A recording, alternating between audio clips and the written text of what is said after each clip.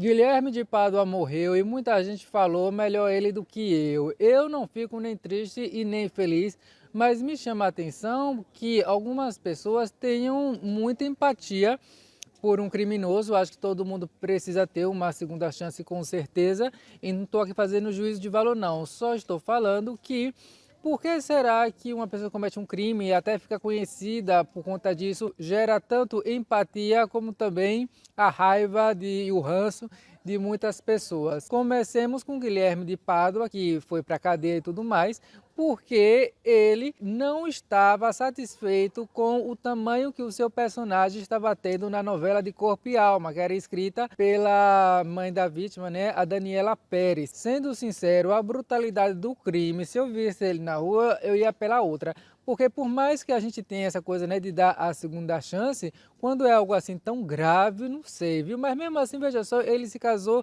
duas vezes, se não me falha a memória. Mas será que ele mudou? E ele reclamava de preconceito contra ele e tudo mais pombas. Até acho que devido à gravidade do crime dele, acho até que ele foi até bastante acolhido por muitas pessoas, até se tornou pastor, e aí entra uma outra discussão, né? Será que se tornou pastor mesmo por arrependimento? Será que viu ali um meio em que ele poderia crescer, se desenvolver e ser, digamos assim, aceito outra vez? Independente da razão que o fez ser pastor e ter ficado nesse ambiente aí mais protegido, digamos assim, a condenação dele não é física, né? Eu acho que a condenação dele é mesmo mental, mas o homem é um psicopata não tem nada de mental, eles só pensam nele.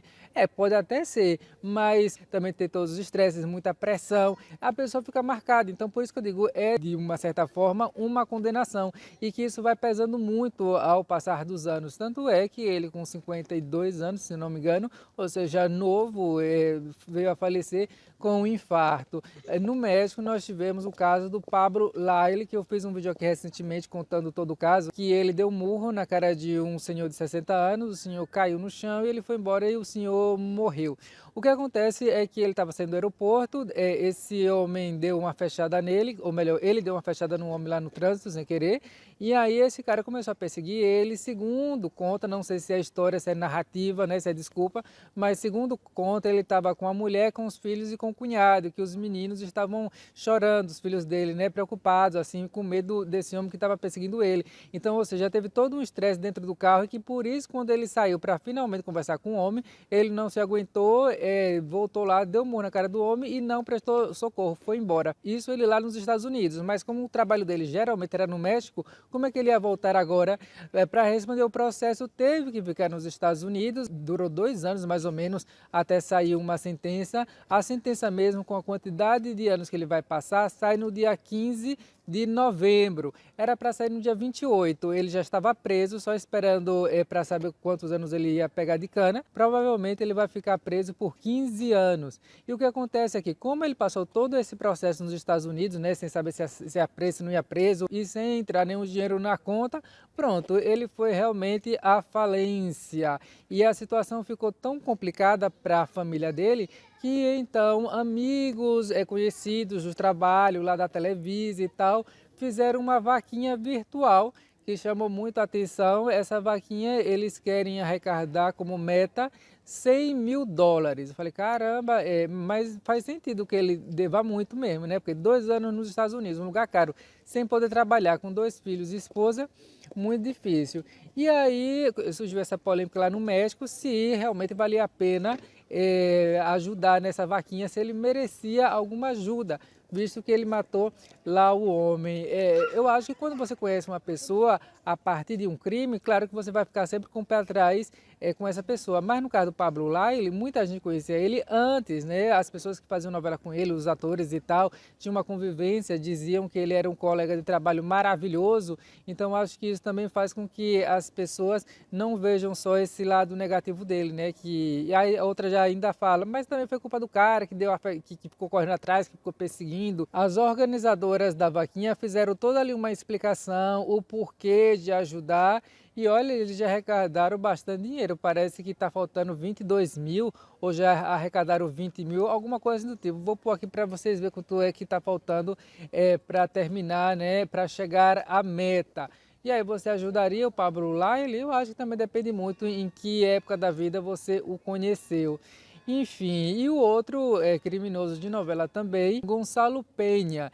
Ele já fez algumas coisas aí na Televisa e no ano de 2020 para 21 ele fez a novela Que Le Passa a Mi Família. Começou a gravar essa novela lá com o personagem Mariano Rueda, mas logo no início da novela ele simplesmente fugiu do México, desapareceu. Lembrei, ele é da Espanha.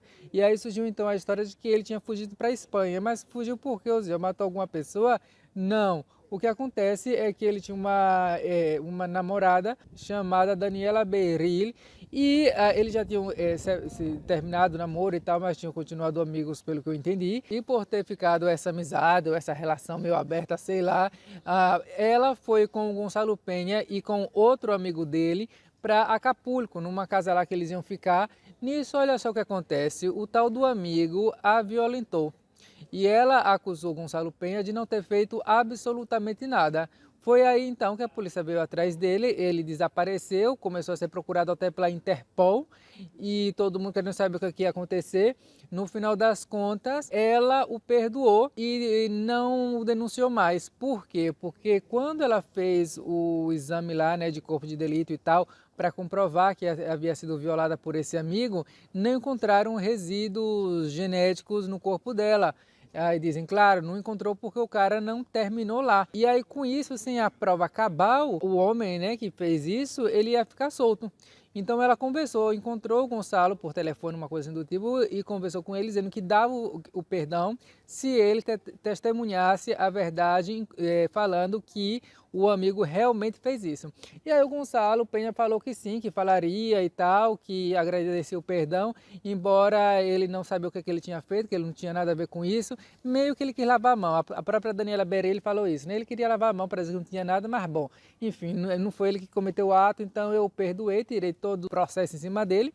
Ele me ajudou dando esse testemunho dizendo que realmente eu fui violada por esse amigo e parece que agora vai estar tudo bem. E o Gonçalo Penha deu uma entrevista, uma só também, dizendo que nunca mais voltaria a falar sobre o tema, que queria enterrar, pronto, acabou, e que não ia dar mais nenhuma explicação, até porque ele não tinha feito nada. Mas é aquela coisa, o passado é o passado, mas ele sempre estará presente de alguma forma. Então, não é que todo mundo vai esquecer, não. Mas eu acho também que por ser bonito, ator e tal, famoso, talvez já ter umas fãs, acho que seja mais fácil ganhar assim, uma oportunidade. E você, o que você achou? Qual foi a sensação que você teve quando ficou sabendo aí da morte do Guilherme de Pádua? Eu, quando eu vi no YouTube, meu primeiro sentimento assim foi um susto.